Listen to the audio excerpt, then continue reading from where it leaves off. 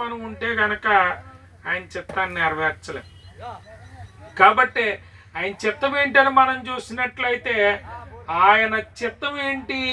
మనల్ని పరిశుద్ధపరచడం, పవిత్రపరచడం, పరిశుద్ధులుగా ఉండడం కొరకు ఆయన ఈ సంఘం కొరకు ఆయన రక్తాన్ని చిందించాడు. హల్లెలూయా, హల్లెలూయా. చూడండి, ఎఫెసు పత్రికలోనే 1:4 నుంచి మనం చూస్తే,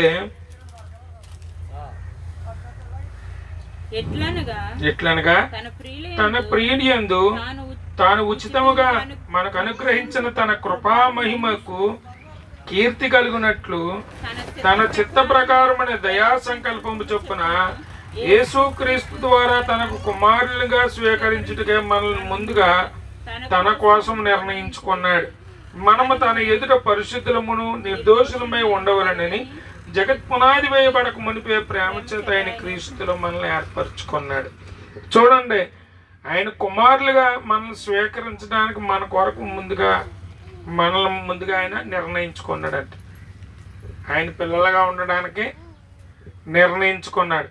జగత్ పునాది వేయబడక ముందే ప్రేమ చేత ఆయన క్రీస్తులో మనల్ని ఏర్పరచుకున్నాడు. జగత్ పునాది వేయబడక మునిపే. అందుకనే ఆయన ఏర్పాట్లో ఉన్నవాడు మాత్రమే ఆయన దగ్గర ఉన్నాడు.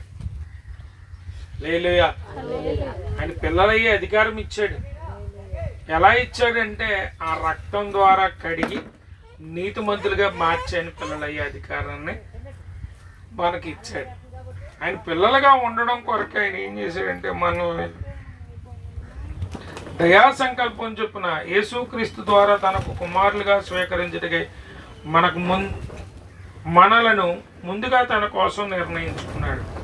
మనము తన ఎదుట పరిశుద్ధులము నిర్దోషులమై ఉండవలనని, పరిశుద్ధులము నిర్దోషులమై ఉండవలనని. పరిశుద్ధులు నిర్దోషులైతే కానీ ఆయన పిల్లలు అవరు. కాబట్టి దేనికి వరకు సాగాలంటే పరిశుద్ధులు అవడానికి సాగిపోమన్నాడు. పరిశుద్ధులు అవడానికే మనం సాగిపోయే దేనికోసం? అపవిత్రతను అంటించుకోవడానిక, పరిశుద్ధతను సంపాదించుకోవడానిక? ఆల్రెడీ అపవిత్రతలో ఉన్నాం, కొత్తగా అంటించుకోవాల్సిన అవసరం ఏం కూడా. ఇక్కడికి వచ్చిన దగ్గర నుంచి కూడా పవిత్రపరుచుకుంటూ ఉండాలి. ఒక్కొక్క దాన్ని ఏం చేయాలి? వదులుకుంటూ రావాలి, విడిచిపెట్టుకుంటూ రావాలి. ఇంకా అదే జీవితాన్ని కొనసాగిస్తానంటే కొనసాగించే స్వేచ్ఛ కూడా దేవుడు మనకి ఇచ్చాడు. మన లోపాలు మనకు తెలుసు. మనకి అపవిత్రత ఎక్కడ అంటుకుంటుందో కూడా మనకి తెలుసు. దానిలో ఒకవేళ నువ్వు ఉంటాను అనుకుంటే